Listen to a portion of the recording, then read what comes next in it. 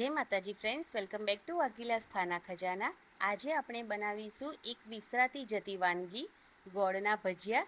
જ્યારે પણ વરસાદ આવે ત્યારે દાદી અને નાનીના જમાનામાં આ રીતે ગોળના ભજીયા, ગોળના માલપુઆ અને ગોળના પુડલા ખૂબ જ બનાવવામાં આવતા। આજકાલની જનરેશનને તો ખબર પણ નહીં હોય કે આવી પણ કોઈ રેસીપી છે। તો ચાલો નાના બાળકોથી લઈ મોટા વડીલો સુધી બધાને પસંદ આવે તેવા ભજીયા બનાવીને તૈયાર કરીએ। તો ફ્રેન્ડ્સ, રેસીપીનો કોઈ પણ પાર્ટ મિસ ન થાય તેના માટે વિડીયોને પૂરેપૂરો જરૂરથી જોજો। અને આજની આ રેસીપી પસંદ આવે તો ચેનલને સબસ્ક્રાઈબ કરી લેજો અને લાઇક, કોમેન્ટ, શેર પણ જરૂરથી કરી લેજો। તો ગોળના ભજીયા બનાવવા માટે સૌથી પહેલાં અહીંયા એક મોટું વાસણ લઈ તેની અંદર 1.5 વાટકી જેટલો અહીંયા મેં ગોળ એડ કર્યો છે। તો મેં અહીંયા ગોળને એકદમ સરસ ઝીણો સમારીને એડ કર્યો છે। અને તમારા ઘરે જે પણ ગોળ હોય તમે તે ગોળનો ઉપયોગ આ ભજીયા બનાવવા માટે કરી શકો છો। હવે આપણે આ ગોળને પાણીમાં ઓગાળી લેવાનો છે। તો તેના માટે અહીંયા 2 વાટકી જેટલું પાણી ઉમેરી લેવાનું છે અને પછી ચમચીથી હલાવી તેને આપણે આ ગોળને મિક્સ કરવાનો છે અને એકદમ સરસ ગોળને ઓગાળી લઈશું।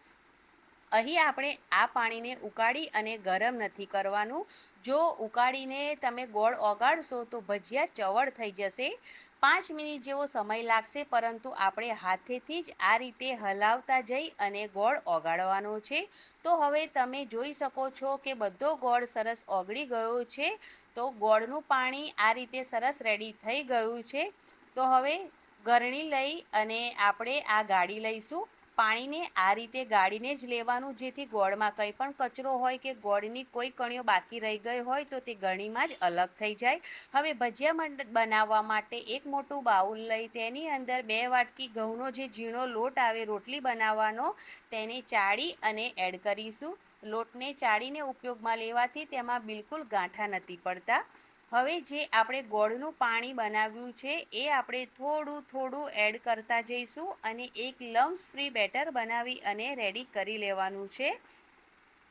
તો આ રીતે થોડું થોડું પાણી એડ કરી અને આપણે બેટર બનાવીશું તો તેમાં ગાંઠા પણ નહીં પડે અને બેટર વધારે પાતળું પણ નહીં થઈ જાય। એટલા માટે થોડું થોડું પાણી એડ કરીશું તો આપણે જે રીતે બેટર બનાવવું હોય તે રીતનું બેટર બનાવી અને રેડી કરી શકીએ છીએ।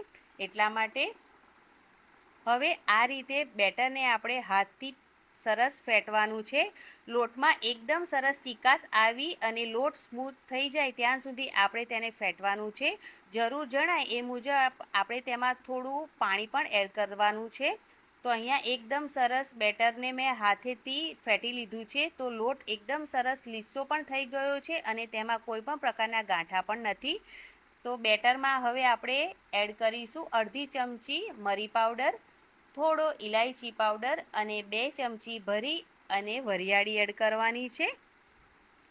આમાં જે પણ વસ્તુ આપણે ઉમેરી છે તે તમને ના પણ પસંદ હોય તો તમે તેની અંદરથી સ્કીપ પણ કરી શકો છો। ત્યાર પછી આ રીતે એક ચપટીમાં આવે એટલો જ આપણે બેકિંગ સોડા ઉમેરશું। ફક્ત આ રીતે નામ પૂરતો જ ઉમેરવાનો છે, જેથી ભજીયા એકદમ સરસ ફૂલેલા અને જાળીદાર તૈયાર થશે। બેકિંગ સોડા વધી ન જાય તે વાતનું ખાસ ધ્યાન રાખવાનું છે। હવે બધી જ વસ્તુને ચમચાથી હલાવી બેટરને ફરી પાછું ફેટી લેશું। બધી જ વસ્તુ બેટરમાં એકબીજા સાથે ભળી જાય તે રીતે સ્મૂથ કરી લેવાનું છે। હવે બેટર આપણે એકદમ સરસ તૈયાર થઈ ગયું છે તો તેમાંથી આપણે ભજીયા પાડી લઈશું। તો આ રીતે હાથેથી મદદથી તેલ અહીંયા મીડિયમ ગરમ કર્યું છે અને ગેસની ફ્લેમ પણ મીડિયમ રાખવાની છે। તો આ રીતે હાથમાં ફક્ત 1 ચમચી જેટલું બેટર લઈ અને ભજીયા પાડી લેવાના। કડાઈમાં જેટલા પણ છૂટા સમાય એટલા જ ભજીયા ઉમેરવાના। તો તમે જોઈ શકશો કે અહીં એક વખતમાં 7 થી 8 જેટલા ભજીયા પડ્યા છે।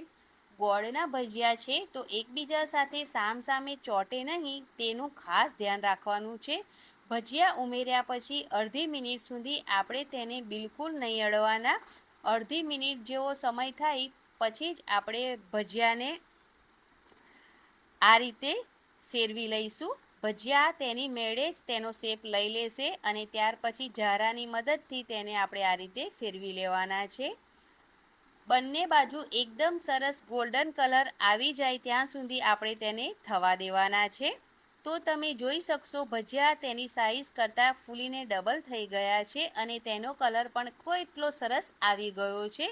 તો હવે બીજા જારામાં આ રીતે તેલ નીતાળી અને બધા ભજીયાને કાઢી લઈશું અને આ જ રીતે બાકીના બધા જ ભજીયા આપણે બનાવી અને રેડી કરી લઈશું. ભજીયા બનીને રેડી થઈ ગયા છે તો તેને સર્વ કરી લઈએ. તો ફ્રેન્ડ્સ, આ ગોળના ભજીયાની રેસીપી એકદમ યુનિક છે, તો તમે જરૂરથી ટ્રાય કરજો. અને ફ્રેન્ડ્સ, આજની આ રેસીપી તમને પસંદ આવી હોય તો પ્લીઝ આ વિડીયોને તમારા ફ્રેન્ડ્સ અને ફેમિલી મેમ્બરમાં જરૂરથી વધારે શેર કરી દેજો.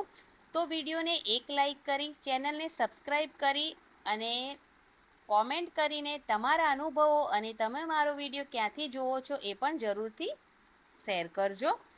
તો હું તમને અહીંયા એક ભજીયાને તોડીને પણ બતાવું કે ભજીયાએ બિલકુલ તેલ પીધું નથી અને અંદર સુધી એકદમ સરસ ફૂલેલા અને જાળીદાર ભજીયા તૈયાર થયા છે. તો મળીએ એક નવી રેસીપી સાથે. ત્યાં સુધી